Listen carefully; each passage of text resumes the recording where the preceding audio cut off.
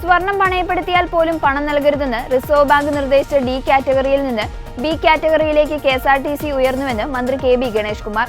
കൊട്ടാരക്കരയിൽ ആധുനിക KSRTC bus ടെർമിനലിന്റെ ശിലാസ്ഥാപനം നിർവഹിക്കുകയായിരുന്നു അദ്ദേഹം.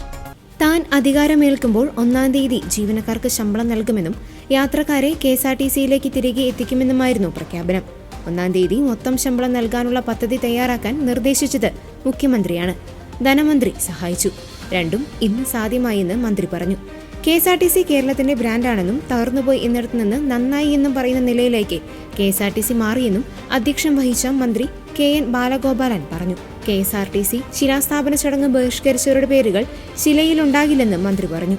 തന്നെയോ മന്ത്രി ബാലഗോപാലനെയോ ബഹിഷ്കരിക്കാനുള്ള ഒരു കാരണവുമില്ല. നിർമ്മാണോദ്ഘാടന ചടങ്ങിൽ UDF പ്രതിനിധികൾ പങ്കെടുക്കാത്തതിൽ പ്രതിഷേധിച്ചായിരുന്നു മന്ത്രിയുടെ പ്രസ്താവന. INTUC പണിമുടക്കിന്റെ ഭാഗമായി കൊടകര KSRTC ഡിപ്പോയിൽ ബസ്സുകൾക്ക് കേടുപാടുകൾ വരുത്തിയതിന് സർവീസിൽ നിന്ന് പിരിച്ചുവിട്ട ജീവനക്കാരെ തിരിച്ചെടുക്കുമെന്ന് മന്ത്രി KB ഗണേഷ് കുമാർ പറഞ്ഞു.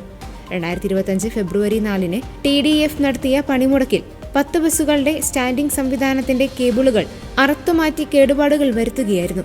CCTV ദൃശ്യങ്ങളിൽ നിന്ന് ജീവനക്കാരെ തിരിച്ചറിഞ്ഞു. ഒരാളെ സസ്പെൻഡ് ചെയ്യുകയും 3 പേരെ സർവീസിൽ നിന്ന് പിരിച്ചുവിടുകയും ചെയ്തിരുന്നു.